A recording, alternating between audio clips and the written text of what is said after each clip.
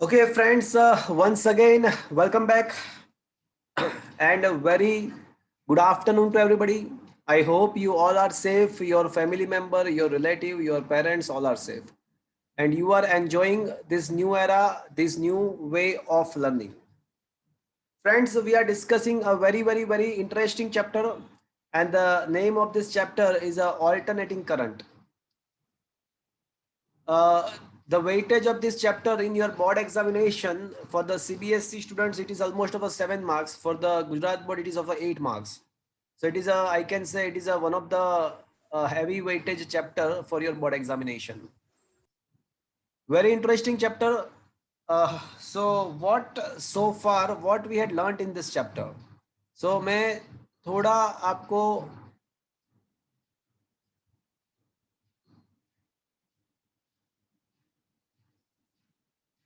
थोड़ा ओवरव्यू दे रहा हूं मैं आपको कि क्या अब तक हमने पढ़ा.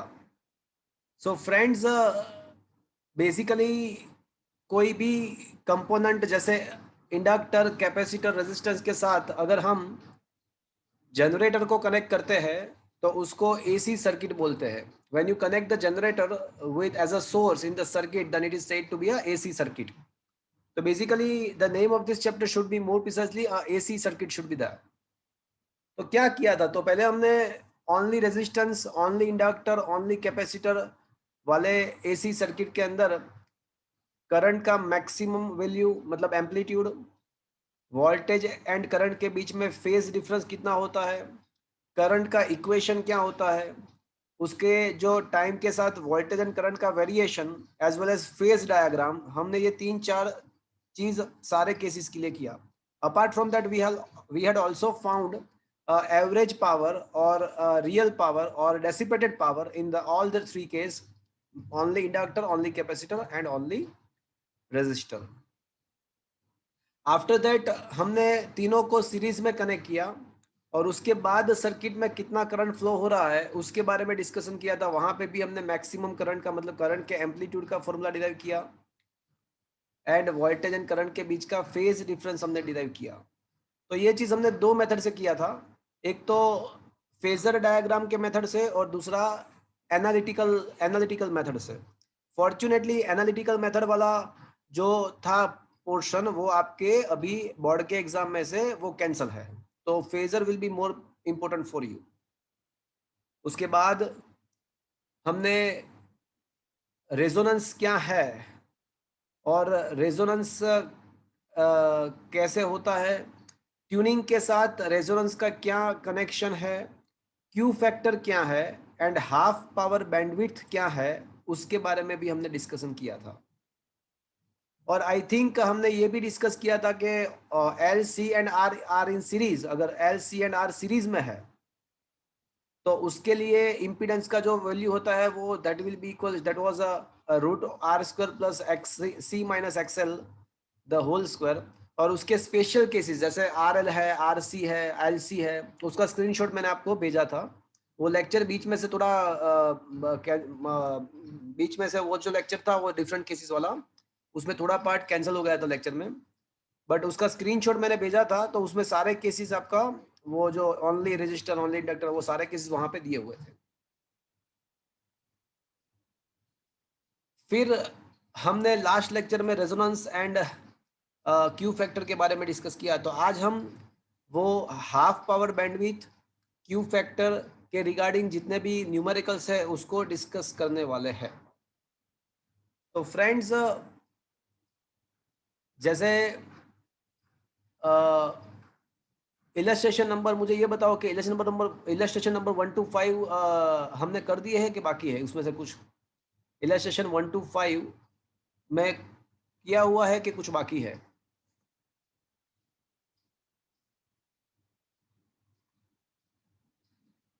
फ्रेंड्स ये बताओ, इलस्ट्रेशन नंबर 1 to 5 है.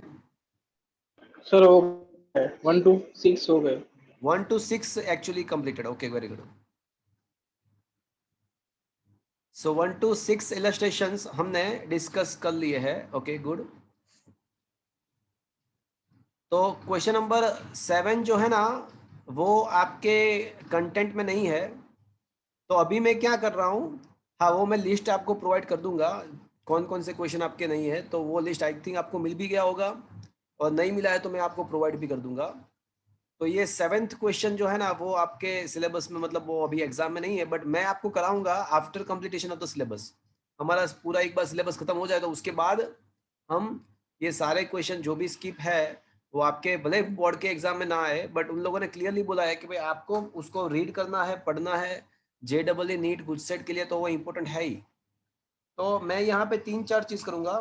एक तो ये करूंगा कि अभी हम जो भी क्वेश्चन कैंसिल किए हुए हैं बोर्ड वालों ने, तो उसको हम स्किप करेंगे। सिलेबस खत्म होने के बाद वो पूरा portion, each and every topic I will discuss.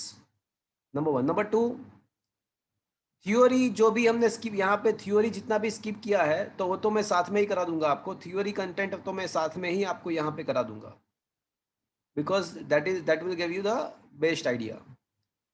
But numerical वाला पोर्शन में बाद में कराऊंगा। नंबर 3, जितना थ्योरी, जो भी न्यूमेरिकल, जो थ्योरी या न्यूमेरिकल स्किप किया है, तो उसमें से कुछ शॉर्टकट्स या कुछ इंपॉर्टेंट चीज़ के जो JEE नीट के लिए इंपॉर्टेंट है, तो उसका एक पूरा मैं असाइनमेंट बना के आपको दूंगा कि जो भी क्वेश्चन स्किप किया है तो उसमें आपको क्या याद रखना है directly as a competitive examination, so that there will not be any loss to you for the competitive examinations. तो पूरा मैं आपको ऐसा असाइनमेंट बना कर दूंगा कि जो जो टॉपिक स्किप किया है तो उसमें आपको बेसिकली क्या याद रखना है, उसका मेन कंक्लूजन क्या है, वो मैं आपको पूरा बना के दूंगा। तो आपको कोई एज अ कंसेप्ट फ्यूचर में इंजीनियरिंग में या कम्पिटिटिव एग्जामिनेशंस में कुछ लॉस ना रहे आपका। अब इलस्ट्रेशन नंबर हम डिस्कस करेंगे, इलस्ट्रेशन नंबर 8 की बात करेंगे। तो इलस्ट्रेशन नंबर 8 हम करें, बट उसके पहले क्या मैंने ये पावर एंड पावर फैक्टर का टॉपिक कराया कि बाकी है? पावर एंड पावर फैक्टर का टॉपिक कराया कि बाकी है? सर बाकी है, ओके, वेरी गुड। इंक्लूडेड नहीं। हाँ, वो इंक्लूडेड नहीं है, बट वो करना जरूरी है, वो करना जरूरी। वैसे भी मैंने आपको बोला कि थियोरी तो मैं आपको कराऊंगा ही कराऊंगा। तो power and power factor is the most important thing for your competitive examinations. In the previous years that was asked many time in the board examination as well. और बहुत ही सिंपल सा टॉपिक है, 5-7 मिनट मेरे बात सुन लो तो खत्म हो जाएगा। तो अभी जो हमारा टास्क है वो ये है कि power and power factor. So question and the topic is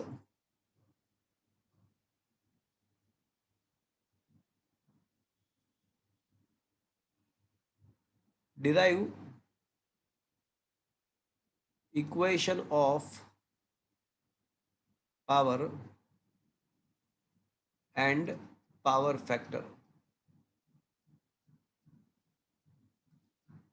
for LCR series AC circuit. क्या आपको ये आपके मोबाइल के अंदर ये क्वेश्चन आपको दिख रहा है? Yes. Okay, very good.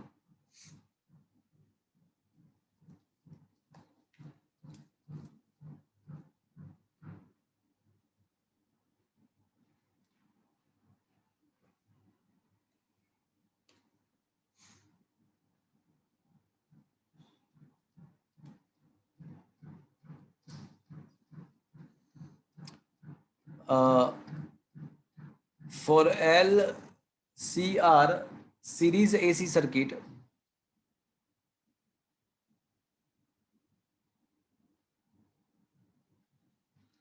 मुझे कोई बताएगा what was the formula for the voltage? Voltage का कोई मुझे फॉर्मूला बताएगा? VM sin omega t. VM sin omega T, correct. And कोई मुझे बताएगा करंट का फॉर्मूला क्या था? IM upon Z. IM sin अरे हाँ, ओमेगा टी -5।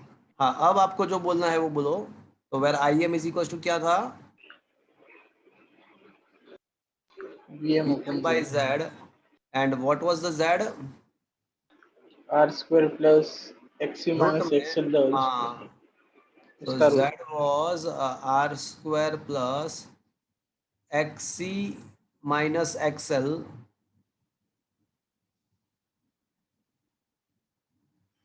का स्क्वायर। आपको ये भी पता होगा कि XC is equals to 1 upon omega C and XL is equals to omega L, ये भी आपको पता होगा। Okay, So that was the, and apart from that, you know that the tan phi can be written as a XA minus XL upon by r. ये सब आपको पता है, ये सब आपको पता है. अब इंस्टेंटेनियस पावर किसको बोलते हैं? तो जस्ट इंस्टेंटेनियस पावर तो वोल्टेज एंड करंट का जो मल्टीप्लिकेशन है ना, उसको इंस्टेंटेनियस पावर बोलते हैं.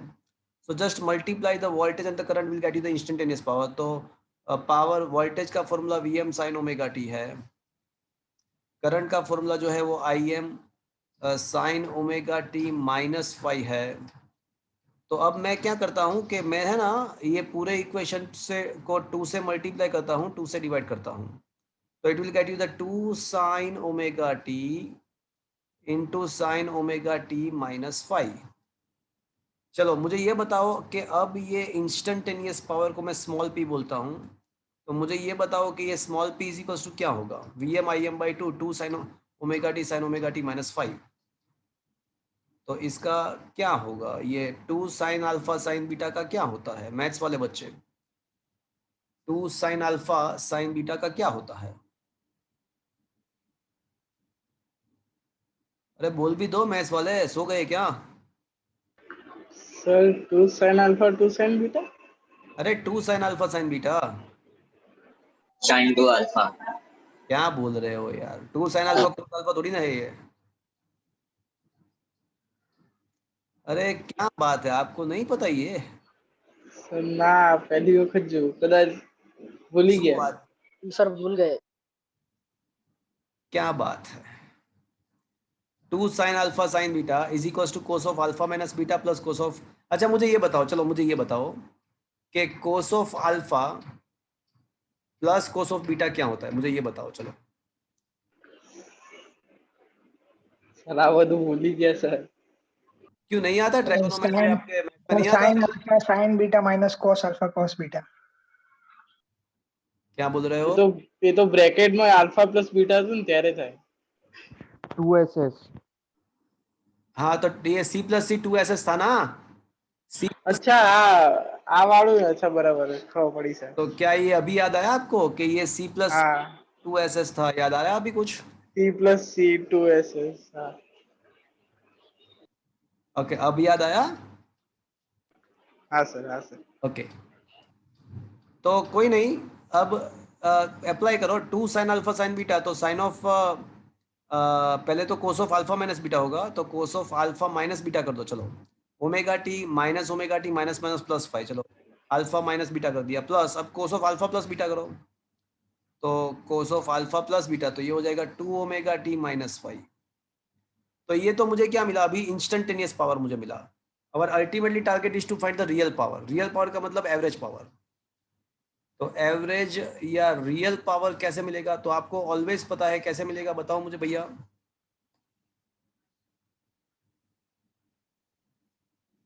तो पता है ना, 3 बार तो हमने किया. एवरेज लेके या एग्जैक्टली तो नहीं नहीं नहीं नहीं, गलत बात. तो एवरेज पावर को अगर कैपिटल पी बोलते हैं तो आपको पता है कि जो इंस्टेंटेनियस पावर है उसका एक पीरियोडिक टाइम के लिए अगर हम उसका एवरेज निकाले, वैसे एवरेज निकालने का फॉर्मूला आपको पता है 1/t integration 0 to t f of t. ये फॉर्मूला है, बट यहाँ पे ये फॉर्मूला अप्लाई करने की ज़रूरत नहीं है, बिकॉज मुझे पहले से ही पता है कि साइन या कोसाइन फंक्शन जो होता है जो टाइम के साथ पीरियोडिकली वेराई होता है, साइन या कोसाइन फंक्शन टाइम के साथ जो पीरियोडिकली वेराई होता है उसका मुझे पहले से ही पता है कि उसका एवरेज ऑलवेज कितना रहता है? 0 रहता है. तो अगर मुझे अब ये रियल पावर फाइंड करना है तो मुझे करना क्या पड़ेगा कि मेरे पास जो इंस्टेंटेनियस पावर जो है उसका मुझे एवरेज निकालना पड़ेगा, और उसका एवरेज आएगा Im Vm बाई तो 2 है ही, और एवरेज के अंदर क्या आएगा? तो बोले कोस फाइव है इंटू कोस फाइव है, एंड प्लस में क्या है? तो बोले तो प्लस है ना कोस 2 ओमेगा टी माइनस फाइव है. तो अब क्या है पता है, ये Im Vm बाई 2 जो है ना वो तो कोई कांस्टेंट टर्म है, और दूसरी बात ये कोस फाइव जो है ना वो भी कुछ एंगल पर्टिकुलर एंगल है. वो टाइम के साथ ये फाइव जो एंगल है ना, दैट में बी 30 डिग्री, दैट में बी 40 डिग्री. वो कोई फिक्स्ड एंगल है, वो टाइम वेराइंग फंक्शन नहीं है, ये कोई फिक्स्ड फंक्शन है. फाई का वैल्यू 0 हो सकता है, 90 हो सकता है, 45 डिग्री हो सकता है। वो टाइम के साथ उसका कोई कनेक्शन नहीं है। वो फाई आपको कैसे मिलेगा? तो बोले tan phi is equal to XC minus XL by R के द्वारा मिलेगा। ये फॉर्मूला यहाँ पे जो फॉर्मूला है ना उसके द्वारा मिलेगा। वहां पे कोई जगह पे स्मॉल टी मतलब टाइम नहीं है, मतलब it is not the time varying function, it is a constant function. तो वो कांस्टेंट तो बाहर निकल के आएगा और उसका एवरेज कांस्टेंट का एवरेज तो कांस्टेंट ही रहता है। बट ये दूसरा वाला जो पोर्शन है ना, ये वाला ये पीरियोडिक फंक्शन है। देखो यहाँ पे ओमेगा टी है, तो उसका एवरेज क्या निकलेगा? तो फिर 0। उसका तो जीरो निकल जाएगा, उसका एवरेज जीरो हो जाएगा। तो मैंने पूरे फंक्शन का एवरेज निकाला, कांस्टेंट को बाहर निकल के लाया, कांस्टेंट का एवरेज वही होता है और दूसरा जो पीरियोडिक फंक्शन होता है उसका जीरो होता है। तो ये हो गया जीरो। अब ये हो जाएगा कहना इसे I M by root two into V M by root two into cos phi. क्या मैं ऐसा कह सकता हूँ भैया? Yes sir. बट आपको पता है कि I M by root two क्या होता है? I maximum. अरे I maximum by root two क्या होता है? RMS। V M by root two V R M S into cos phi. So ये जो आपको मिला that is the formula of the real power. ये आपको रियल पावर मिला। और वहां पे जो कोस फाइव है, वहां पे जो कोस फाइव है ना उसी को बोलते हैं पावर फैक्टर। वहां पे जो कोस फाइव है उसी को बोलते हैं power factor, where cos phi is the power factor. But friends ये मुझे कोस फाइव फाइंड करना है, तो मेरी बात ध्यान से सुनना फ्रेंड्स। हमको पता है कि tan फाइव क्या होता है, तो बोले X C minus XL by R होता है। तो एक ट्राइंगल से पता करो, ट्राइंगल से पता करो कि कोस फाइव क्या होगा। देखो tan phi is equal to क्या होगा? Opposite side upon upon adjacent side. तो अपोजिट साइड हो जाएगा आपका X C minus XL and adjacent side हो जाएगा आपका आर। तो अब सोच के बताओ कि हाइपोटेनियस क्या आना चाहिए? अपोजिट साइड मुझे मिल गया एक्स सी माइनस एक्सएल और एडजेसेंट साइड आर। तो मुझे ये बताओ कि what should be the hypotenuse? Root of X minus X तो आर स्क्वायर इधर रूट प्लस ऑफ फिर एक्स सी माइनस एक्सएल का square plus R square. Z मतलब तो ये तो z मिल गया बंदा, ये तो z मिल गया हमको। तो अब मुझे बताओ कि ये कोस फाइव क्या मिलेगा मुझे? R upon Z. हाँ, तो whenever you wants to find the power factor, आपको कोई ऐसा बोले कि भाई पावर फैक्टर फाइंड करके दो, तो आपको करना क्या है? आपको r बाई जेड फाइंड करना है। Is that clear to you friends? Yes sir. और ये पावर का फॉर्मूला है ना बोर्ड के एग्जाम में इस अब तक 4 बार, लास्ट 10 ईयर से पेपर अगर आप देखो ना, तो 4 बार बोर्ड के एग्जाम में ये क्वेश्चन पूछा हुआ है, derive the equation of the power factor, derive the equation of the power. तो इट इज अ वेरी, अब ये डेरिवेशन आप याद रखो कि ना रखो कोई फर्क नहीं पड़ता, आपके सिलेबस में नहीं है, बट इक्वेशन आपको याद रखना है। गुजसेट के लिए, जेडब्ल्यू के लिए, नीट के लिए इक्वेशन आपको याद रखना है। दो इक्वेशन आपको यहाँ से याद, एक तो रियल पावर का फॉर्मूला क्या है, तो बोले तो I RMS V all RMS into cos phi. Everybody, I RMS V all RMS into cos phi. So IRMS, VRMS, cos phi. That is the equation of the real power, where cos phi is R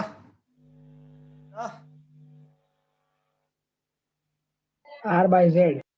that is R by Z, but that is known as a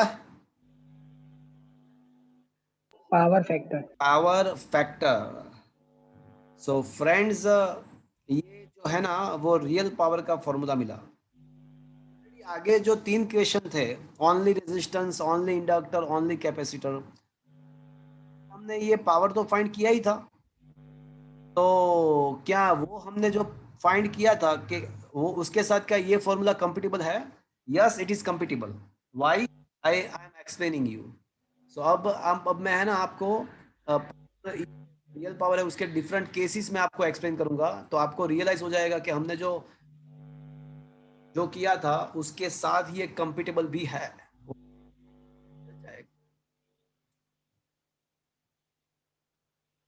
okay, so the question is right formula of real power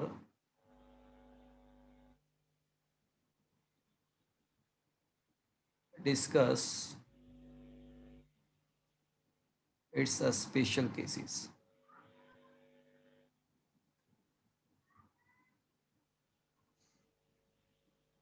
So the answer is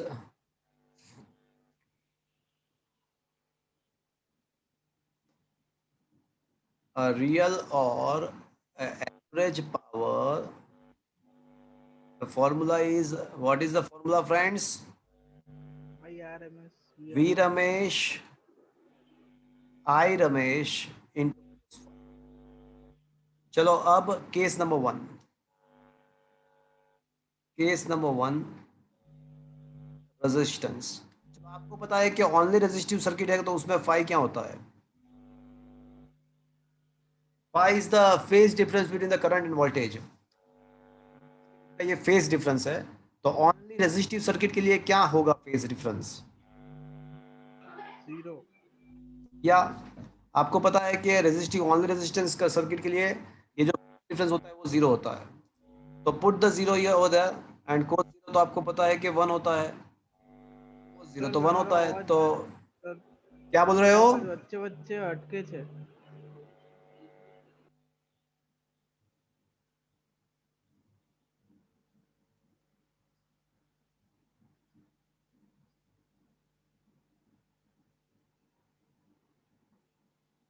चलो अभी आ रहा है मेरा आवाज बराबर? Yes sir. अभी बराबर है? हाँ हाँ सर. ओके. तो क्या है कि कोस फाई, तो फाई 0 ओनली रेजिस्टेंस के लिए फाई 0 है तो कोस फाई 1 हो जाएगा. अगर कोस फाई 1 है तो आपका जो पावर है वो V R M S I R M S हो जाएगा.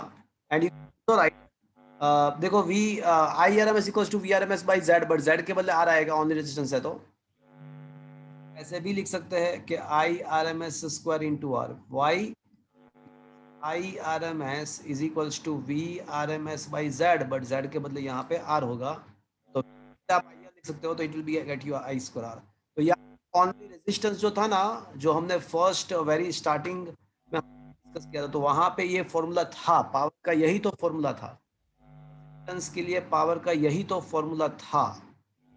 वो कंपेटिबल है. हमने जो रेजिस्टेंस के लिए डिस्कस किया था वो इसके साथ case number 2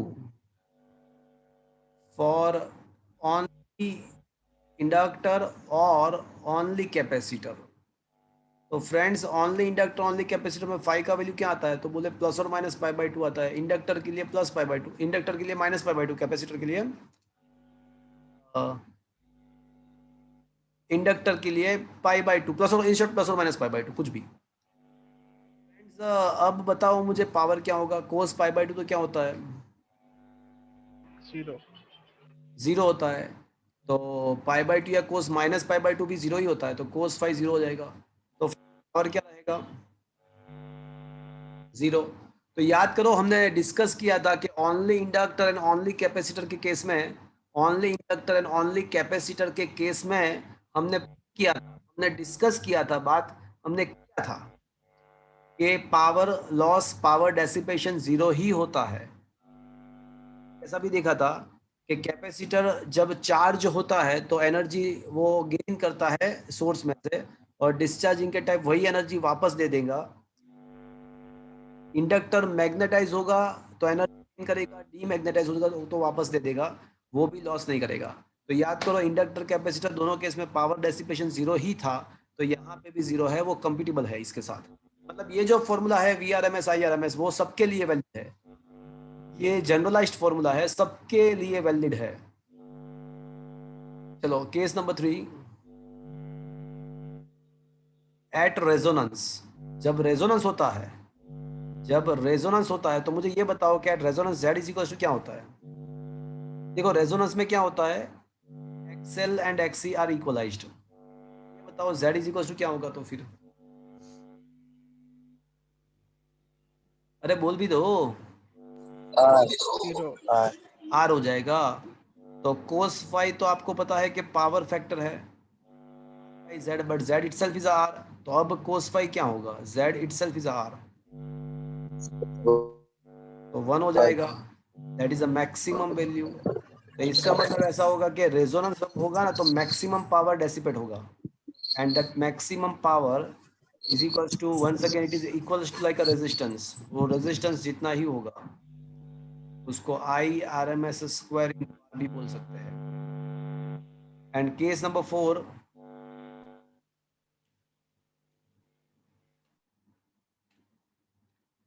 case number 4 for L C R in series, अगर वो तीनों सीरीज में है तो फिर पावर का वही फॉर्मूला अप्लाई करो, V RMS I RMS into cos phi, but where cos, you can find the cos phi by r by z, where z equals to, I can say, where z is equals to, I can say, r square plus xl xc minus xl the whole square। तो ये आपका r मिल जाएगा। तो अगर resonance है तो that will be equals to, power हो जाएगा V R M S I M S cos phi, where cos phi is the power factor, and that will be r upon root में R square plus X C minus XL का square. So that will be the your power dissipation in the different circuitry. तो ये special cases भी बहुत बार पूछते थे, but अभी उसका कोई मतलब नहीं है आपके एग्जाम के पॉइंट ऑफ व्यू, बट आपको समझना है, याद रखना है, कॉम्पिटिटिव एग्जामिनेशन के लिए बहुत ही इंपॉर्टेंट है। क्या ये बात आपको समझ में आया भैया? Yes sir. अब मैं है ना इलस्ट्रेशन नंबर आपको कराऊंगा, क्वेश्चन नंबर 7 तो कैंसल्ड है, but 8th question, illustration number 7 तो ऑलरेडी कैंसल्ड है, 8th क्वेश्चन पे आ जाओ। और 8th में क्या है पता है आपको, ए एंड डी पूछा हुआ है, सी एंड डी को कैंसिल किया हुआ है, बट वो कोई मतलब नहीं है, हम उसको एज इट इज फॉर्म में प्रिपेयर कर देंगे। इस क्वेश्चन नंबर 8 को पूरा हम प्रिपेयर कर ही देंगे, उसमें कुछ भी नहीं है, बट आपको ये सॉल्व करके देना है मुझे, आपको मुझे क्वेश्चन का आंसर देना है, तो ये ऑटोमेटिकली सॉल्व हो जाएगा। चलो क्वेश्चन नंबर 8 क्या आपके मोबाइल के स्क्रीन पे दिख रहा है? Yes sir. Okay. A sinusoidal voltage of a peak value 283 volt and frequency 50 hertz is applied to a series LCR circuit of R, L and C is given. What is the impedance of the circuit? चलो सबसे पहले आपको circuit का impedance find करना है, तो मुझे पहले ये बता दो, चलो impedance का फॉर्मूला क्या है? R square plus X minus XL the whole square का होल रूट। तो एक काम करते हैं, XC अलग से फाइंड करते हैं, XL अलग से फाइंड करते हैं। XC कैसे मिलेगा? XC मिलेगा आपका 1 upon omega C, that means 1 upon 2 pi F C. F है ना, वो लोग एफ को ऐसे म्यू का सिंबल देते हैं, बट मैं है ना वो वोल्टेज के साथ उसका मिसकंसेप्ट ना हो जाए, मैशअप ना हो जाए, तो इसके लिए मैं एफ को, फ्रीक्वेंसी को एफ के सिंबल से ही डिनोट करूंगा। ओके, तो क्या आपको फ्रीक्वेंसी दिया हुआ है? हाँ दिया हुआ है। क्या कैपेसिटेंस का वैल्यू है हमारे पास? हाँ है। तो क्या आप इसको सिंप्लीफाई कर सकते हो? Yes sir. तो इसको आप सिंप्लीफाई कर देना, तो आपको ये एक्स सी मिल जाएगा। एक्सएल आपको फाइंड करना है, तो एक्सएल मिलेगा आपको कैसे? ओमेगा, तो 2 पाई ओमेगा मतलब 2 पाई एफ एल। क्या आपके पास फ्रीक्वेंसी है भैया? हाँ है ना। क्या आपके पास इंडक्टेंस है? Yes we have. तो आपके पास फ्रीक्वेंसी भी है, इंडक्टेंस भी है, तो आपको एक्सएल भी मिल जाएगा। Once you got the XC and XL and R is already given to you, आपको ये शायद 4 मिलेगा, ये शायद 8 मिलेगा, तो आपको जेड क्या मिलेगा भैया? रूट में आर का वैल्यू 3 स्क्वायर प्लस 4 माइनस 8 का स्क्वायर, मतलब -4 का स्क्वायर, तो 4 स्क्वायर ही होगा, तो ये आपका हो जाएगा 5 ओम। चलो जेड आपको मिल गया। Impedance of the circuit we are able to find and that is found to be a 5 ohm. Second question, that is the question that in which it is asked, what is the phase difference between the voltage and current? तो friends आपको यहाँ पे phase difference find करने के लिए कौन सा formula लगेगा भैया? XC minus XL upon R. Very good. तो आपको लगेगा XC minus XL by R. तो XC का वैल्यू 4 है, XL का वैल्यू 8 है, 8 डिवाइड बाई 3, तो ये आपका हो जाएगा -4/3, मतलब ये हो जाएगा -1.33। तो ये नेगेटिव साइन, उसका मतलब एंगल भी नेगेटिव आएगा, तो हम है ना एंगल का ओनली पॉजिटिव वैल्यू कंसीडर करेंगे। आपको 10 का टेबल देखना है, वहाँ पे ये देखना है कि 1.33 कहाँ पे है, तो you will definitely found that it is 53 degree 8 minutes, but ये नेगेटिव आंसर है, वो क्या शो कर रहा है? ये आंसर नेगेटिव आपको मिला है। लैग कर रहा है कौन करेगा लेग, कौन करेगा लीड? करंट, करंट क्या करेगा? लैग। एग्जैक्टली। तो आपको ये जो नेगेटिव आंसर मिल रहा है, तो फिर एक काम करो, मोड को निकाल देता हूँ मैं, इस मोड को निकाल देता हूँ, इस मोड को निकाल देता हूँ, आंसर नेगेटिव ही रखता हूँ। बट फिर मैं बता रहा हूँ कि नेगेटिव साइन जो है ना, negative here indicates, negative sign indicates current is lagging. Is that clear, friends? चलो, क्वेश्चन नंबर ए खत्म हो गया, बी खत्म हो गया। क्वेश्चन नंबर 3 मतलब सी, आपको पावर डेसिपेशन फाइंड करना है एंड पावर फैक्टर भी। तो पावर डेसिपेशन कैसे मिलेगा? तो बोले V R VI I R M S into cos phi. तो V R M S we have to a, देखो ये पीक वैल्यू है, तो इसको आर एम एस बोलेंगे या वी एम बोलेंगे? VM हाँ, तो ये हमको वी एम दिया हुआ है, बट कोई नहीं, एक काम करते हैं, वो लास्ट में प्लेस करते हैं। तो V R M S into V R M S by I R M S equals to V R M S by Z cos phi R by Z. तो ये आपका हो जाएगा वी आर एम एस का square by Z square into R. तो सारे values place करते हैं। तो ये वी आर एम एस क्या होता है भैया, पता है आपको? तो वी आर √2 VM बाई √2, तो आपको पीक वैल्यू को √2 से डिवाइड करना होता है, उसके बाद आपको आरएमएस मिलेगा। तो 283 का स्क्वायर डिवाइड बाई 2, तो ये हो जाएगा 283 बाई √2 का स्क्वायर मतलब बाई 2 अपॉन जेड स्क्वायर। तो जेड का वैल्यू हमको पता है कि 5, तो अपॉन 25 हो जाएगा and into R, R का वैल्यू 3 है। तो उसको सिंप्लीफाई कर दो तो आपको पावर मिल जाएगा वॉट में। And you also wants to find the power factor. तो पावर फैक्टर को सिंपल सी चीज़ है, वो कैसे मिलेगा आपको? R by Z 3 by 5.6, 6 by 10.6, that will be a power factor. तो क्या ये क्वेश्चन आपको समझ में आया भैया? Yes, sir. Yes sir, Is that clear, friends? yes sir. Okay.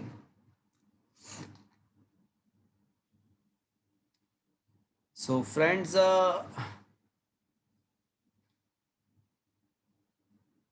Question number 9 पे आ जाओ।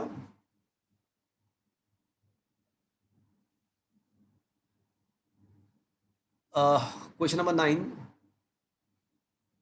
what was asked, देखो, suppose the frequency of the source is a previous example can be varied। आप आगे का जो एग्जाम्पल है उसमें फ्रीक्वेंसी आप वेराई कर सकते हो। तो अब क्वेश्चन क्या है कि at what frequency the of the source the will resonance occur.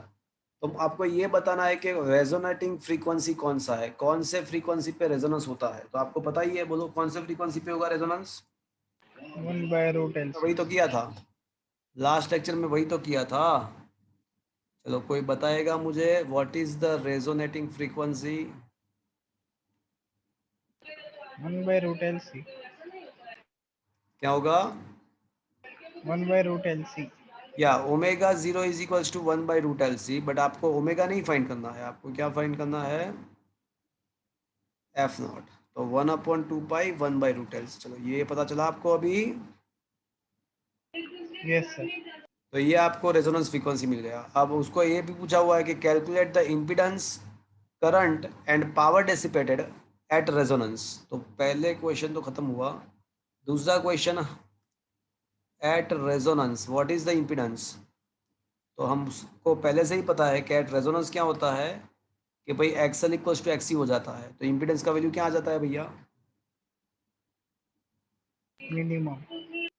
Impedance becomes R at resonance, the impedance becomes R and that is equals to R का वैल्यू 3 ओम था, तो 3 मिल जाएगा at resonance। impedance 3 हो जाएगा। और करंट कितना मिलेगा? तो करंट का जो मैक्सिमम वैल्यू है ना रेजोनेंस के टाइम पे, वो मैक्सिमम होता है, और वो कितना होता है? तो भाई भैया VM/R होता है। और VM का जो वैल्यू है ना, वो हमको दिया था कि 283 था, आगे वाले क्वेश्चन में दिया था कि that was a 283 divide by 3। तो ये आपका करंट का एम्पलीट्यूड मिल गया। At resonance, this will be the amplitude of current। आपको पता नहीं कि क्या पूछा है, तो हम एक काम करते हैं, उसको आरएमएस भी फाइंड कर सकते हैं। तो जो भी आपका एम्पलीट्यूड है उसको √2 से डिवाइड कर दो, तो आपका करंट का आरएमएस भी मिल जाएगा आपको, बिकॉज पता नहीं ना क्या पूछा है। तो मैंने एम्पलीट्यूड भी फाइंड कर दिया करंट का, उसका आरएमएस भी फाइंड कर दिया, और पावर डेसिपेशन भी फाइंड करना है। तो फ्रेंड्स पावर तो पता है, रेजोनेंस में क्या होता है कि पावर का कोई भी पावर का जो बेसिक फॉर्मूला है तो V R M S into I R M S है, इंटू कोस फाई है, into cos phi. But at resonance क्या होता है कि कोस फाई 1 हो जाता है एट रेजोनेंस। आपको पता है कि power factor cos phi was equals to R by Z, but resonance में क्या होता है कि जेड का वैल्यू आर होता है, तो ये आर बाई आर मतलब 1 हो जाएगा, तो फिर पावर क्या बचेगा आपके लिए, तो V R M S into I R M S. अब वी आर एम एस मतलब क्या हुआ, तो बोले V M by √2 and I R M S I M by √2। तो क्या आपको वी एम पता है? हाँ वी एम अभी हमने वो पता है 283 बाई √2। आई एम पता है, तो आई एम ये रहा वी एम बाई आर, ये मिला आपको आई एम, तो आई एम बाई √2 कर दो, तो आपका पावर डिसिपेशन मिल जाएगा। क्या ये बात आपको समझ में आया भैया? Yes, sir. Okay, so friends this is also over. अब इलेक्शन नंबर 10, एक इलेक्शन नंबर 10 पे आ जाओ।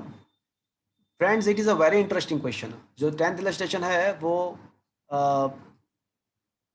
कैंसिल किया हुआ है क्या? It is in the sir पता नहीं, एक सेकंड।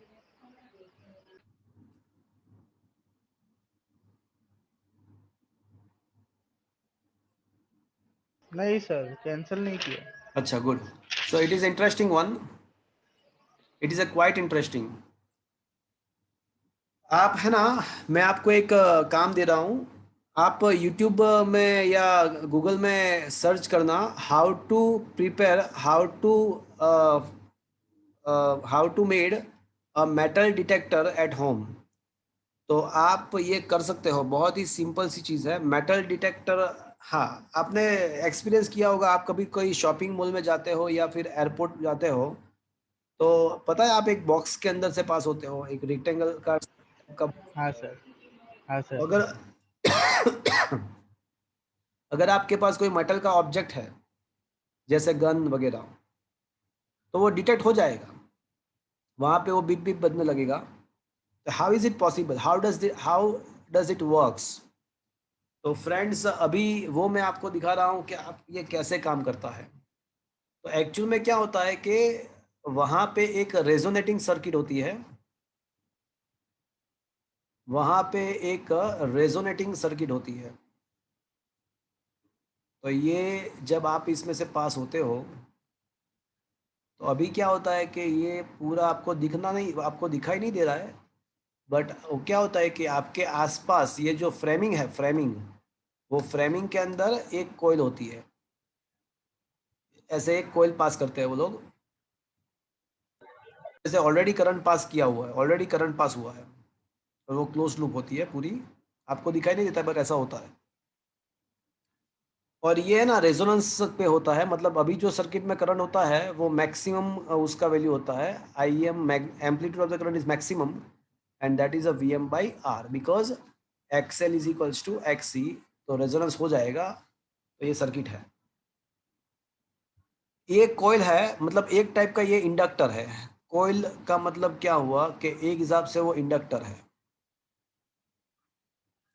तो जब आप इसके अंदर से पास हो गए, when you are going to enter from this magnetic loop, ये आपके आसपास क्या होता है कि इसके ये कोयल होती है, कोयल का मैग्नेटिक फील्ड होता है, it is behaving like a inductor, current उसमें से पास हो रहा है तो एक मैग्नेटिक फील्ड होता है। अब जब आप इसके अंदर से पास होते हो तो आपके पास सपोज के मेटल है, आपके पास कुछ मेटल है सपोज के, तो इसका मतलब क्या हुआ कि कुछ मेटेलिक मटेरियल इंडक्टर में से पास हुआ।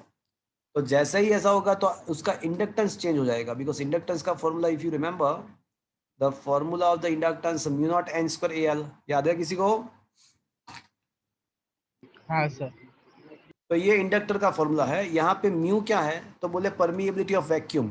बट जब आप उसके अंदर से पास होते हो, ये इंडक्टर के अंदर से, ये कोयल के अंदर से आप पास होते हो, तो आपके पास जो मेटल होता है तो मेटल का जो परमिएबिलिटी होता है ना वो बहुत ज़्यादा होता है with respect to as compare to the vacuum और air. The metal is having large permeability. तो जैसे ही आप उसके अंदर से पास हो गए तो क्या होगा, ये इंडक्टर का खुद का परमिएबिलिटी चेंज हो जाएगा। परमिएबिलिटी चेंज होगा तो उसका इंडक्टेंस भी चेंज हो जाएगा। तो अब क्या होगा कि till now it was XL equals to XC, but अब आपका एल चेंज हो गया तो एक्सएल भी चेंज हो जाएगा। तो अब क्या होगा, ये कंडीशन सेटिस्फाई नहीं होगा। Is that clear friends? हाँ, यस सर। जैसे ही आप इसके अंदर से पास हो गए तो XL is equals to XC condition satisfy नहीं होगा, बिकॉज एक्सी तो वही का वही रहेगा, आपका जो कैपेसिटिव रिएक्टेंस है वो तो वही रहेगा, बट इंडक्टिव रिएक्टेंस का वैल्यू चेंज हो जाएगा। क्यों? बिकॉज इंडक्टेंस चेंज हो रहा है। So XL will not become equals to the XC now. So resonance condition will not be satisfied now. तो जैसे ही क्या होगा कि जो करंट फ्लो हो रहा है वो अब तक मैक्सिमम था, बट जैसे ही आप जाओगे अंदर तो रेजोनेंस का फिनोमिनन कोलैप्स हो जाएगा, कोलैप्स हो जाएगा।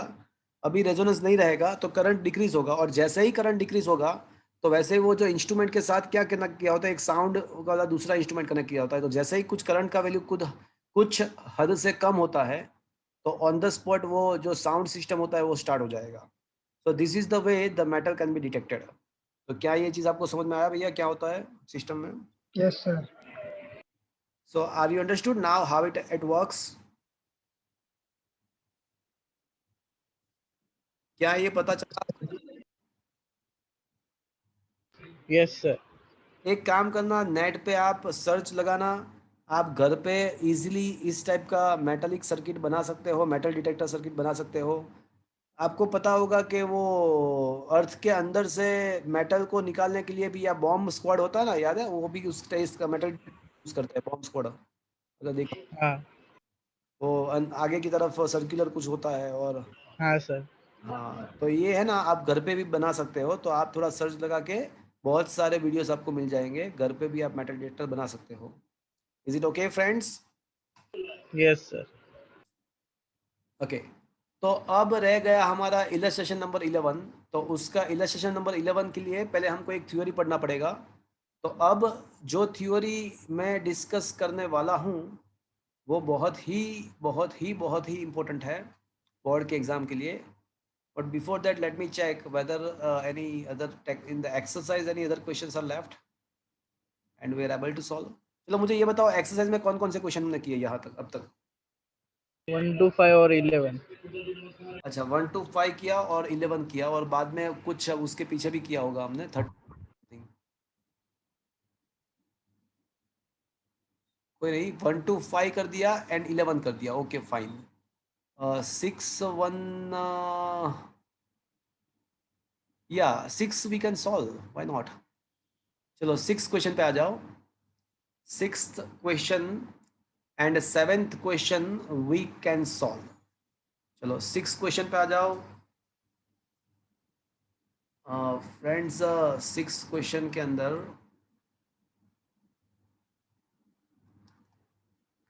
obtain the resonance frequency omega for the L, C and R something something, and what is the value of the Q factor, Q value of the circuit। चलो, क्या ये question मुझे solve करके आपका इंसल्ट करना चाहिए या आपको ये करवाना चाहिए मुझे ये क्वेश्चन? क्या बताओ तो मुझे भैया।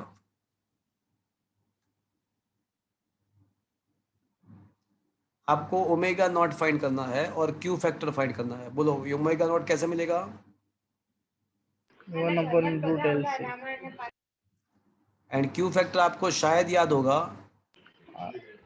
Omega naught upon bandwidth, but उसका फॉर्मूला हमने निकाल दिया था, आपको पता हो तो। आप दो चीज़ कर सकते हो, ओमेगा नॉट तो हमने फाइंड किया और बैंडविड्थ का वैल्यू। R/2L। अरे ना भैया, आर बाय एल ही था। 2 delta omega, bandwidth was equals to 2 delta omega. तो 2 delta omega that was itself is a bandwidth and that was equals to R by L.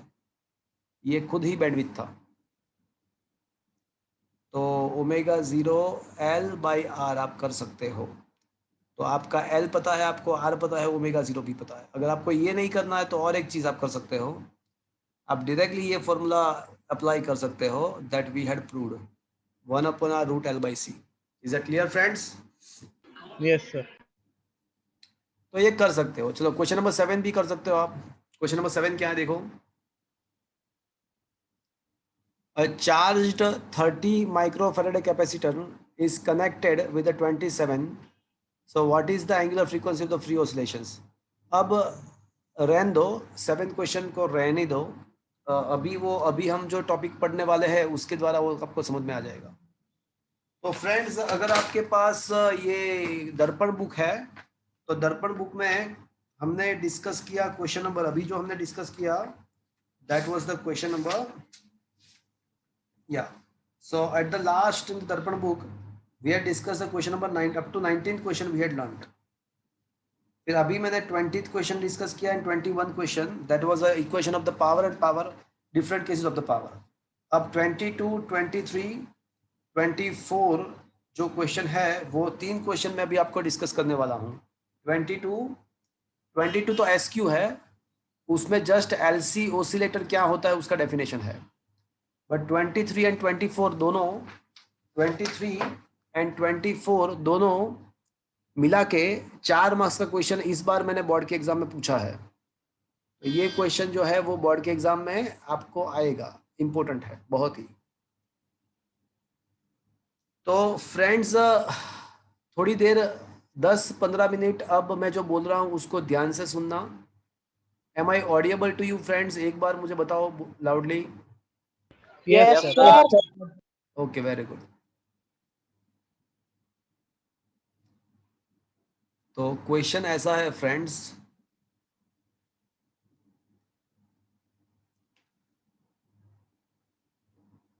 देखो ये अभी 4 मार्कर क्वेश्चन मैं आपको बता रहा हूँ।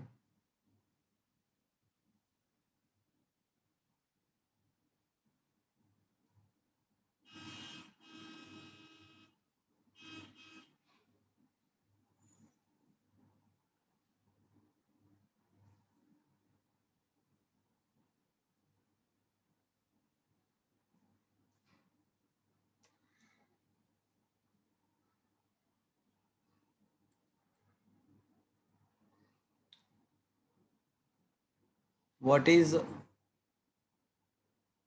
LC circuit?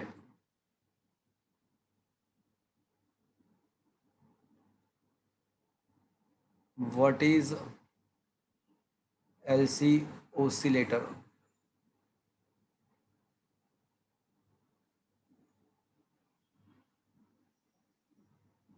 Derive differential equation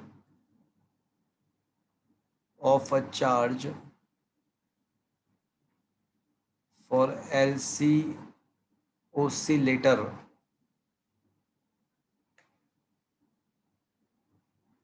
Also derive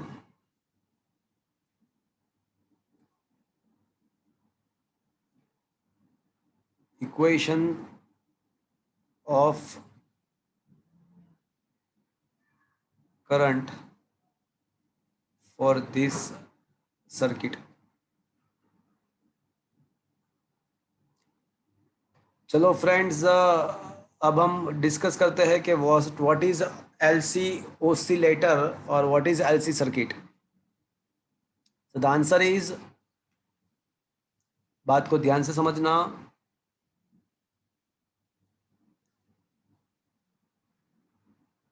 when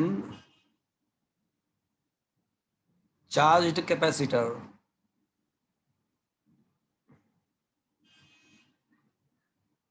is connected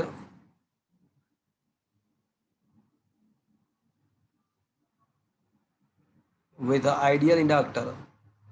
अब ये आइडियल इंडक्टर का मतलब ये है कि inductor with the 0 ohmic resistance, that is a inductor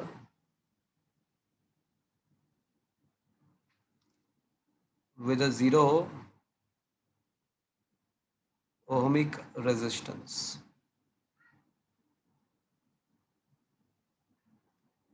So when the capacitor is connected with the ideal inductor,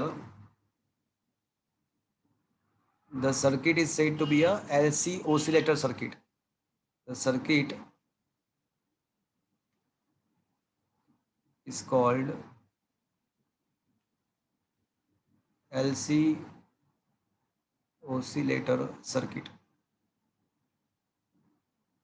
sir capacitor charge हो जरूरी? हाँ, तो ही तो होगा ना। अगर अनचार्ज कैपेसिटर को कनेक्ट करोगे तो सर्किट में कुछ मिलेगा ही नहीं। अगर चार्ज कैपेसिटर को कनेक्ट करोगे तो मैं अभी लिख रहा हूँ, देखो मेरी बात सुनो, अभी मैं लिख रहा हूँ, आप लास्ट में जो भी क्वेश्चन पूछो लास्ट में पूछो। When charged capacitor is connected with inductor,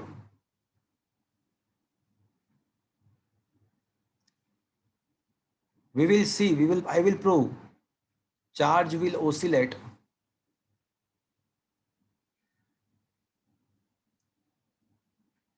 between two plates of a capacitor via inductor. अच्छा, એટલે એસી સોર્સ પ્રોવાઇડેડ નથી હે? That is the thing. This is the only question in the whole chapter in which we had not connected the generator. यहाँ पे कोई generator connect नहीं किया है. Is that clear? I had just connected a charged capacitor with the inductor only, nothing else. Is that clear? Okay sir. So we'll see in this situation, we'll see a charge will oscillate between the two plate of a capacitor by inductor, and hence this oscillation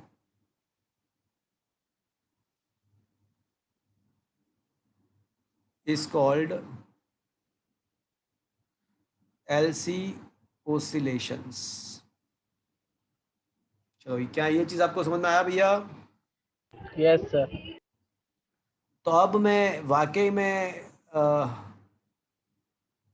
LC oscillator is shown in figure. तो वाकई में अब मैं क्या करूँगा, एक LC oscillator बनाऊंगा. तो अब सपोज के मेरे पास ये एक चार्ज्ड कैपेसिटर है जिसका इनिशियल चार्ज Q मैक्सिमम होगा. ऑब्वियसली उसके पास जो इनिशियल चार्ज होगा वो मैक्सिमम ही होगा. उसके बाद वो वाया इंडक्टर डिस्चार्ज होने का ट्राई करेगा, बट इनिशियली उसके पास जो भी चार्ज है वो मैक्सिमम चार्ज होगा. तो मैंने क्या किया कि ये चार्ज कैपेसिटर को इंडक्टर के साथ कनेक्ट कर दिया. तो जैसे ही मैं ये करूंगा तो current will start flowing from high potential to low potential. तो करंट यहाँ से यहाँ पे पास होना स्टार्ट हो जाएगा. तो क्या होगा कि पॉजिटिव चार्ज यहाँ से यहाँ पे जाएगा, तो ग्रेजुअली ये जो नेगेटिव प्लेट है ना उसका नेगेटिव कम होता जाएगा और पॉजिटिव प्लेट का पॉजिटिव कम होता जाएगा. थोड़ी देर में मैं आपको मैथमेटिकली प्रूव करके दूंगा कि थोड़ी देर में ये दोनों का पोलैरिटी रिवर्स हो जाएगा. तो उसके बाद अपोजिट डायरेक्शन में करंट फ्लो होगा, मतलब ओसिलेशन चलता रहेगा. वो मैं पूरा मैथमेटिकली प्रूव कर रहा हूँ. अभी तो मैं बता रहा हूँ आपको कि अगर आप ऐसा कनेक्ट करोगे तो पहले जो प्लेट पॉजिटिव थी तो हाफ साइकिल के बाद वो नेगेटिव हो जाएगा, नेगेटिव प्लेट पॉजिटिव हो जाएगा, तो फिर उसके बाद अपोजिट डायरेक्शन में करंट फ्लो स्टार्ट हो जाएगा एंड सो ऑन. तो ओसिलेशंस होगा, वो भी मैं मैथमेटिकली प्रूव करके दूंगा. तो जहां पे करंट एंटर होता है वो प्लस होता है, जहां पे लीव करेगा वो माइनस होता है. Suppose the voltage across the inductor is assumed to be a VL and voltage across the capacitor is assumed to be a VC. चलो, अब मैं यहाँ पे डिफरेंशियल इक्वेशन डिराइव करूंगा. चार्ज का डिफरेंशियल इक्वेशन मुझे डिराइव करना है. तो applying Kirchhoff second law, KSL law for this loop. चलो, मैं यहाँ से स्टार्ट करता हूँ. कुछ भी नहीं, देखो पॉजिटिव पहले, तो अगर मैं इक्वल्स टू के राइट साइड लिखता ना तो मैंने प्लस VL लिखा होता, बट लेफ्ट हैंड साइड लिख रहा हूँ तो माइनस VL लिखूंगा मैं. देखो यहाँ से मैंने स्टार्ट किया किरचॉफ्स लॉ अप्लाई करने का. कुछ भी नहीं, पॉजिटिव कम्स फर्स्ट, तो इक्वल्स टू के राइट साइड अगर मैं लिखता तो positive, but left hand side लिखता तो मुझे नेगेटिव लिखना पड़ेगा. फिर यहाँ पे मैं पहुँचा तो अब कुछ भी नहीं, यहाँ पे पहुँचा नेगेटिव कम फर्स्ट, अब नेगेटिव आ गया पहले. तो इक्वल्स टू के राइट साइड अगर मैं लिखता तो नेगेटिव लिखता, बट यहाँ पे लेफ्ट हैंड साइड लिख रहा हूँ तो प्लस VC और इज इक्वल्स टू 0. तो क्या ये चीज़ आपको समझ में आया भैया? Yes, sir. बट मुझे ये बताओ कि VL तो क्या होता है? L di by dt. हाँ, VL का वैल्यू होता है L di by dt। VL is equals to L di by dt। VC का क्या होता है?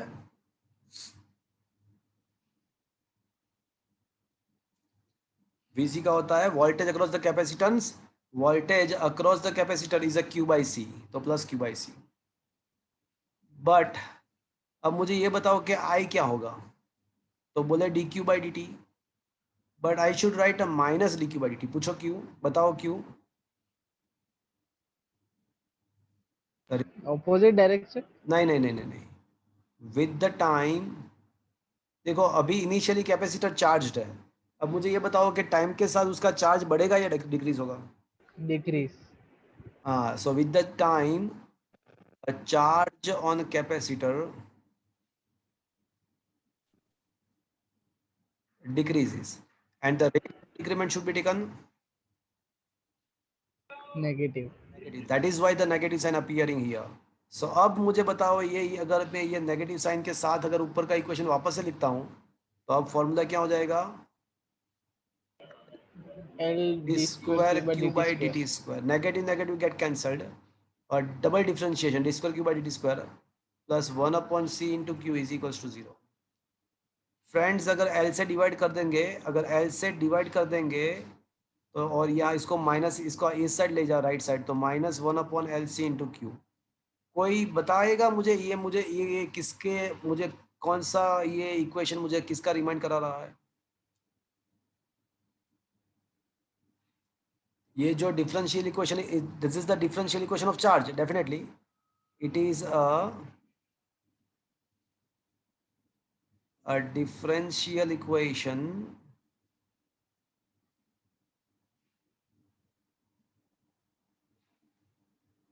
of a charge which is analogous to which is analogous to differential equation of, कोई बताएगा मुझे? चलो, है कोई mica Lal? Sir, hint. which is which is analogous to differential equation of simple harmonic motion। याद है differential equation of simple harmonic motion? D square x by D T square is equals to minus omega square minus omega naught square into X. देखो ये same to same ही है, but फर्क कहाँ पे है कि वहाँ पे ओमेगा स्क्वायर था तो यहाँ पे 1/LC है, otherwise the equation is same. तो इसके द्वारा मैं ऐसा कैसा कह सकता हूँ, from this comparison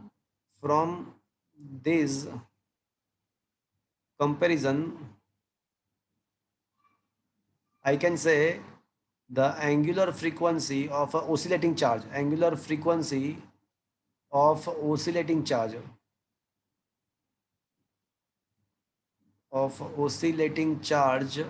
between the two plate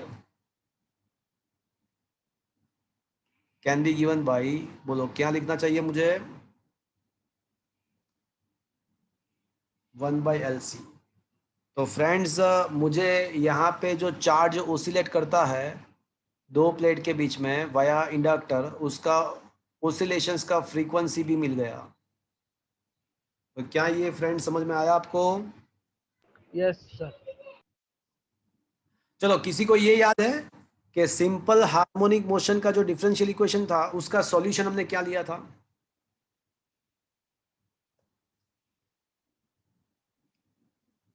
simple harmonic motion differential equation का solution d square x by D T square is equals to minus omega square x का जो सॉल्यूशन था, मतलब इसका जो इसके बेस पे हमने जो एक्स का फॉर्मूला लिखा था वो किसी को याद है? ए कोस ओमेगा 0 t प्लस 5 था, याद है किसी को? That was the solution of the differential equation of the SHM, simple harmonic motion का सॉल्यूशन ये था। सर तो बोलो सर ये माइनस VL प्लस VC वाली इक्वेशन मुझे समझ में नहीं आई। कौन सा, ये वाला? सर पहला स्टेप ये पे। हाँ, ये वाला। Yes sir. हाँ, तो आपने KSL पढ़ा कि नहीं पढ़ा अभी? नहीं। तो फिर कैसे पता चलेगा? तो आप टाइम लेके पढ़ो सर के पास से। अभी नहीं पढ़ा क्या आपने, क्यों नहीं किया? स्टार्ट है, चैप्टर 3 चालू है। हाँ तो वो जब चलेगा तब पता चलेगा ना, तो उसका तो अभी कुछ हो नहीं पाएगा आपका। Okay, so okay sir. the KSL, after that you will get the, you will get the knowledge. Okay, okay sir. so अब ये दोनों के कंपैरिजन से हम ऐसा कह सकते हैं, so the equation of the charge, तो equation of charge should be, देखो चार्ज का इक्वेशन क्या होना चाहिए, तो x is equals to a is a maximum displacement, that is amplitude, तो a is a amplitude, that is a maximum displacement, तो यहाँ पे मुझे क्या लिखना चाहिए, charge q is equals to q maximum cos omega t plus phi, so that should be the equation of charge. But as we know, at a t equals to 0 time, the charge on the capacitor is maximum, because at that time we had just connected the capacitor with the inductor. So 0 time पे charge का value maximum है, तो ये putting this values, तो अगर हम ये value इस इक्वेशन पर प्लेस करेंगे, तो अगर मैं टाइम के बदले 0 लिखूँ तो मुझे चार्ज के बदले क्यू मैक्सिमम लिखना ही पड़ेगा, तो left hand side Q maximum is equal to Q maximum cos 0 plus five cos five, तो इसके द्वारा मुझे पता चला कि यहाँ पे कोस फाइव का वैल्यू 1 होगा, तो फाइव का वैल्यू मुझे क्या लेना पड़ेगा, 0. 0 लेना पड़ेगा. So now I can definitely say that now from the equation number 1, so from equation number 1, what is the correct equation of the charge? Qm into Omega t. cos omega 0 t. So this is the final equation of a charge in this situation. अब current का formula कैसे मिलेगा मुझे भैया? dq by dt differentiate और करके. हाँ, तो करंट का फॉर्मूला यहाँ पे minus D Q by D T है भैया, करंट का minus D Q by D T, तो क्यू एम तो एज इट इज रहेगा, बाहर निकल के आएगा. कोस का डिफ्रेंशिएशन क्या होता है, कोस का डिफ्रेंशिएशन माइनस साइन होता है, बट आगे फिर से माइनस, तो माइनस माइनस प्लस हो जाएगा, yes sir. Sine omega T into omega naught, into omega naught. So that is the equation of the current for the LC oscillator. तो LC oscillator में ये 4 मार्कर क्वेश्चन हमने खत्म किया. तो हमने चार्ज का फॉर्मूला डिराइव किया Q maximum cos omega naught t, where omega naught can be given by 1 by root LC, and I is equals to Q maximum omega 0 sin omega naught t. So this is to be remember. देखो ये याद रह जाए ऐसा ही है. मुझे ये बताओ कि कौन सा फंक्शन 0 पे मैक्सिमम होता है? cos 1 होता है, साइन 0 0 होता है, तो 0 पे मैक्सिमम कौन सा है? cos. कोस फंक्शन. तो चार्ज है ना, initially capacitor is 100% charged, initially capacitor is 100% charge, तो 0 टाइम पे वो मैक्सिमम है, तो चार्ज को रिप्रेजेंट करने के लिए कोस फंक्शन का यूज करना चाहिए या साइन फंक्शन का? 0 टाइम पे वो मैक्सिमम है, तो चार्ज को रिप्रेजेंट करने के लिए कोस का यूज करना चाहिए या साइन का यूज करना चाहिए? cos. बस खत्म बात. तो चार्ज का जो फॉर्मूला है ना वो Q M cos omega T है, और फिर उसका डिफरेंशिएशन कर दो माइनस करके, तो आपको करंट का फॉर्मूला मिल जाएगा. That's it. याद रह जाएगा friends? Yes sir. So friends देखो मैं आपको बताऊं, अब आपका रेजोनेंस का जो डेफिनेशन है ना वो अब जाके क्लियर होगा. रेजोनेंस का डेफिनेशन क्या था, basic definition, when the frequency of external periodic force become equal to the system natural frequency, at that time the amplitude becomes maximum. This is called the resonance. Am I right friends? जब external force का frequency system का natural frequency जितना हो जाए तो उसका amplitude maximum होगा, इसको रेजोनेंस बोलते हैं. क्या ये बराबर है फ्रेंड्स? आगे ना. हाँ सर. अब यहाँ पे आप ध्यान से देखो, यहाँ पे मैंने प्योर इंडक्टर को चार्ज कैपेसिटर के साथ कनेक्ट किया, तो उसमें क्या हुआ कि इंडक्टर वाया इंडक्टर कैपेसिटर के 2 प्लेट में चार्ज का ओसिलेशन स्टार्ट हो गया, और वो चार्ज का जो ओसिलेशन हो रहा है उसका ये जो फ्रीक्वेंसी हमने डिराइव किया वो नेचुरल फ्रीक्वेंसी है. तो मुझे ये बताओ what is the natural frequency of the free oscillation of the charge? तो बोले 1/√LC, omega naught is equal to 1/√LC, that is the natural frequency. अब एक्सटर्नल पैरामीटर लगाओ। एक्सटर्नल पैरामीटर मतलब यहाँ पे हम क्या लगाते हैं? सर्किट में एक्सटर्नल पैरामीटर लगाया मतलब हमको क्या लगाना होता है? एक्सटर्नल पैरामीटर मतलब सोर्स। सोर्स, मतलब जनरेटर। तो अब मैंने जनरेटर लगाया तो वो हमने क्या अप्लाई किया? एक्सटर्नल पैरामीटर अप्लाई किया। अब जनरेटर का फ्रीक्वेंसी कितना होना चाहिए? तो बोले तो वो नेचुरल फ्रीक्वेंसी जितना होना चाहिए रेजोनेंस के लिए। तो what should be the frequency of the generator to have the maximum current? तो नेचुरल फ्रीक्वेंसी जितना, तो नेचुरल फ्रीक्वेंसी क्या है? तो 1/√LC है। तो जनरेटर का, अगर जनरेटर का फ्रीक्वेंसी भी हम 1/√LC कर दे तो रेजोनेंस मिलना चाहिए, तो लॉजिकली मिलना चाहिए। तो याद करो मैथमेटिकली हमने प्रूव किया था, कि अगर जनरेटर का फ्रीक्वेंसी 1/√LC है तो रेजोनेंस होगा। तो वो जाके अब क्लियर हुआ, वो अब कंपेटिबल हुआ, ये पूरे लॉजिक के साथ अब कंपेटिबल हुआ। तो क्या ये पूरा आप कोरिलेट कर सकते हो, लिंक में ला सकते हो पूरा चीज? Yes sir. तो पहले हमने क्या कर दिया था? रेजोनेटिंग फ्रीक्वेंसी को पहले प्रूव कर दिया था। अब जाके डेफिनेशन अब क्लियर हुआ, कि सिस्टम का नेचुरल फ्रीक्वेंसी भी 1/√LC है, एंड रेजोनेंस के लिए जनरेटर जो एक्सटर्नल सोर्स है उसका फ्रीक्वेंसी भी 1/√LC होना चाहिए। तो अब डेफिनेशन बराबर है कि भाई अगर सिस्टम, अगर एक्सटर्नल पैरामीटर, एक्सटर्नल फोर्स का जो फ्रीक्वेंसी है वो सिस्टम के नेचुरल फ्रीक्वेंसी जितना हो जाए तो एम्पलीट्यूड मैक्सिमम होगा, उसको रेजोनेंस बोलते हैं। तो अब जाके वो डेफिनेशन पूरा यहाँ पे एकदम क्लियर हो रहा है। तो क्या ये चीज आपको समझ में आया भैया? Yes sir. तो सिस्टम का नेचुरल फ्रीक्वेंसी भी 1/√LC है, नेचुरल एंगुलर फ्रीक्वेंसी भी 1/√LC है, एंड रेजोनेंस लाने के लिए जनरेटर का भी एंगुलर फ्रीक्वेंसी 1/√LC होना चाहिए, और हो रहा है, वो ऑलरेडी हमने प्रूव किया है। तो क्या ये चीज पूरा टॉपिक ये आपको समझ में आया? Yes sir. So your question number 22, 23 and 24, all three questions together I had completed, and that is a very important 4 marker question. ये पूरा क्वेश्चन मैं आपको स्क्रीनशॉट भेज दूंगा, बट ये पूरा टॉपिक 3 मार्क्स में आपको आ सकता है। Question number 23, 24, 22, 23 and 24. Is it okay, friends? Yes sir. So let's solve some numericals based on this resonance, this natural frequency. तो क्वेश्चन नंबर, अभी मैंने एक्सरसाइज में आपको क्वेश्चन नंबर 6 मैंने कराया। अब क्वेश्चन नंबर 7 देखो, वो अभी मुझे करवाने की जरूरत है। देखो तो क्वेश्चन नंबर 7 को देख के मुझे बताओ क्या वो करवाने की जरूरत है अभी आपको? नहीं सर। आपको कैपेसिटर दिया हुआ है, इंडक्टर दिया हुआ है, और आपको पूछा है कि what is the free oscillations का free, what is the frequency of free, angular frequency of the free oscillation, मतलब नेचुरल फ्रीक्वेंसी की बात कर रहा है। तो ऑब्वियसली क्या होगा नेचुरल फ्रीक्वेंसी? 1/√LC। तो क्या वो करवाने की जरूरत है भैया? No sir. Okay, done. Is that clear, friends?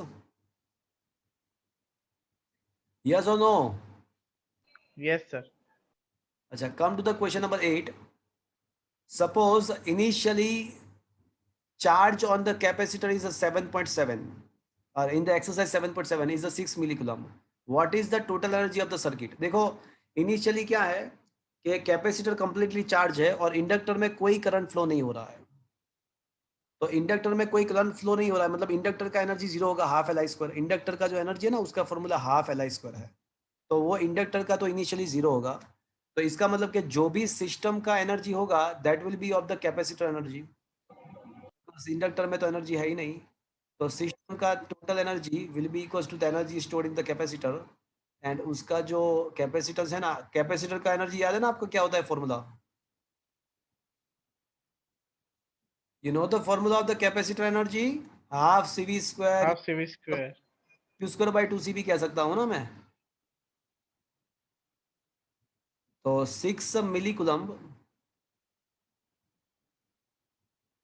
Upon 2C, C का वैल्यू आपको दिया है, अरे हाँ, charge 6 milli coulomb and C मतलब कैपेसिटेंस है, कैपेसिटेंस का 30 माइक्रोफेरेड है, तो 30 इंटू 10⁻⁻6 का square. So Q naught square 6 milli coulomb, 6 का स्क्वायर 36, 10⁻⁻6 और ये हो जाएगा 6 इंटू 10⁻⁻⁶ और यहाँ पे हो जाएगा 3 का स्क्वायर 9 टू ज़ा 18 और 10 पावर -12। सर आ डैम्प ઓસિલેશન રહેવાના क्या बोल रहे हो? ડેમ્પ્ડ ઓસિલેશન રહેવાના છે આ नहीं नहीं नहीं नहीं नहीं नहीं, नहीं। ये है ना प्योर, देखो इसको हमने किसके साथ कंपेयर किया? प्योर एसएचएम के साथ, प्योर एसएचएम के साथ कंपेयर किया ना, तो it is equal to what? Damp નથી हाँ, it is equal to pure SHM. हाँ मतलब प्योर एसएचएम में क्या था कि काइनेटिक एनर्जी का पोटेंशियल में, पोटेंशियल का काइनेटिक में कन्वर्ट होता रहेगा। हाँ यहाँ पे क्या होगा, कैपेसिटर का एनर्जी इंडक्टर में हो जाएगा कन्वर्ट, थोड़ी देर में इंडक्टर का कैपेसिटर में वापस आ जाएगा। मतलब यहाँ पे इलेक्ट्रिकल एनर्जी मैग्नेटिक में कन्वर्ट होगा, मैग्नेटिक का इलेक्ट्रिकल में कन्वर्ट होगा। वो सारा जो टॉपिक है ना, वो कंपैरिजन वाला पूरा पार्ट में नेक्स्ट लेक्चर में आपको समझाने वाला हूँ। को भाई इलेक्ट्रिसिटी में मैकेनिक्स में सिंपल हार्मोनिक मोशन है तो यहाँ पे कौन सा है, वहाँ पे डैम्प्ड ऑसिलेशन है तो यहाँ पे कौन सा है, वहाँ पे फोर्स्ड ऑसिलेशन है तो यहाँ पे कौन सा है, वो पूरा कंपैरिजन में आपको नेक्स्ट लेक्चर में पढ़ाने वाला हूँ। बट अभी तो यहाँ पे हमको एनर्जी का फॉर्मूला मिल जाएगा 1/3 मतलब 0.33 10⁻⁶ जूल, ऐसा कुछ मिलेगा। और ये जो एनर्जी है ना सिस्टम का टोटल एनर्जी, वो टाइम के साथ कांस्टेंट रहेगा, बिकॉज ये डैम्प्ड ऑसिलेशन नहीं है, ये एसएचएम जैसा है। तो सर्किट के अंदर जो भी एनर्जी है वो वही का वही रहेगा अगर हम प्योर एसएचएम सोचते हैं तो, विल बी रिमेन्स कांस्टेंट। अभी हम ऐसा मान के चले कि कोई भी टाइप का रेडिएशन प्रोड्यूस नहीं हो रहा है या कोई भी टाइप का लॉस नहीं हो रहा है, तो this energy will be remains inside the circuit as it is. Is that clear friends? Yes sir is it okay? Yes sir चलो 9th क्वेश्चन पे आ जाओ। तो 9th वन आपको आर दिया है, एल दिया है, सी दिया है एंड वेरिएबल फ्रीक्वेंसी के साथ कनेक्ट किया हुआ है 200 volt. When the frequency of the supply equals to the frequency of the circuit, supply का मतलब एक्सटर्नल सोर्स का फ्रीक्वेंसी सिस्टम के नेचुरल फ्रीक्वेंसी जितना हो जाए, तो डायरेक्टली नहीं but indirectly they told us, not directly but indirectly they told us that we should consider the situation of resonance resonance. तो वो इनडायरेक्टली उन लोगों ने हमको बता दिया है कि भाई आपको रेजोनेंस के हिसाब से सॉल्व करना है। तो मतलब ये रेजोनेंस हुआ कि एक्सटर्नल सोर्स का फ्रीक्वेंसी है ना, वो हमारे सिस्टम नेचुरल फ्रीक्वेंसी जितना है। तो क्या करना क्या है, तो करना ये है कि what is the average power transfer to the resistance in one complete cycle. तो indirectly they had asked us to find the power at resonance. तो आपको पता है कि पावर का बेसिक फॉर्मूला क्या है भैया? पावर का बेसिक फॉर्मूला है VRMS IRMS into cos phi। Am I right friends? But at resonance क्या होता है? cos phi क्या हो जाएगा भैया? 1 हो जाएगा। अरे हाँ भी तो बोल दो। तो ये हो जाएगा यस सर IRMS। अब VRMS का वैल्यू तो हमको दिया हुआ है 200, तो ये VRMS और IRMS is equals to VRMS by mod Z, but VRMS by Z, but Z itself is R। तो ये आपका हो जाएगा 200 इंटू 200 अपॉन R20। तो ये आपका पावर हो जाएगा 2000 वाट। चलो और क्या पूछा है? हाँ वही पूछा है, एवरेज कंप्लीट साइकिल में पावर का मतलब एवरेज पावर मतलब 2000 वाट। तो दिस इज द आंसर। तो ये आंसर हो गया आपका। That's all. Is that clear friends? And the last numerical of the whole chapter, देखो अब जो क्वेश्चन है एक्सरसाइज में वो तो कैंसिल करके दिया हुआ है। तो लास्ट न्यूमेरिकल 11th मैंने करवा दिया है। तो last numerical of the whole chapter question number 10। अब देखो ये चैप्टर बहुत ही सिंपल हो गया, पीछे बहुत ही अच्छे न्यूमेरिकल्स दिए हुए एक्चुअल में। जो अभी जो एडिशनल एक्सरसाइज में दिए ना वो बहुत ही अच्छे क्वेश्चन थे, बट अभी उन लोगों ने निकाल दिया है तो कोई मतलब नहीं है। तो हम कर देंगे उसको भी, हम डिस्कस करेंगे बहुत अच्छे से, but after completion of syllabus. Otherwise this is the last numerical. तो क्वेश्चन ऐसा है कि आपको ट्यूनिंग करना है और ट्यूनिंग का जो फ्रीक्वेंसी है वो 800 किलोहर्ट्ज टू 1200 किलोहर्ट्ज है। तो आपको एलसी, आपके पास एलसी सर्किट है और उसमें इंडक्टेंस फिक्स्ड है 200 माइक्रो हेनरी। तो आपको वेरिएबल कैपेसिटर का रेंज फाइंड करना है। तो वापस से एलसी सर्किट है। तो एलसी सर्किट में फ्रीक्वेंसी का फॉर्मूला क्या होता है भैया?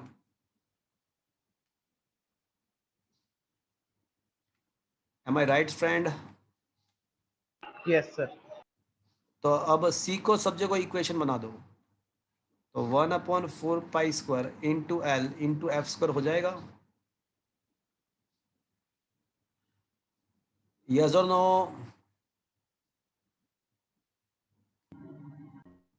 तो C1 अगर फाइंड करना है आपको, C1 को F1 स्क्वायर करना पड़ेगा।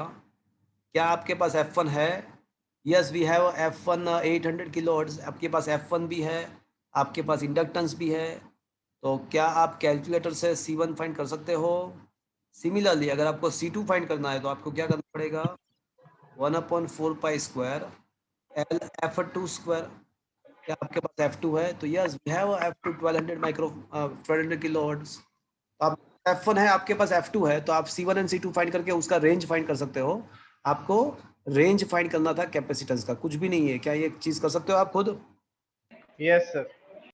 सो can it be given to the homework? क्या ये उसका कैलकुलेशन मैं आपको होमवर्क में दे दूं? Yes, sir.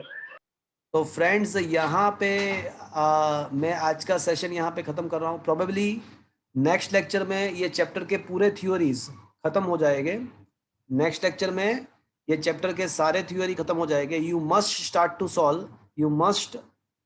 To solve the MCQ of this chapter. Okay friends? Yes, sir. तो आज का सेशन मैं यहाँ पे ख़त्म कर रहा हूँ। You must start solving the MCQ। Next lecture में ये पूरे चैप्टर का थ्योरी खत्म हो जाएगा।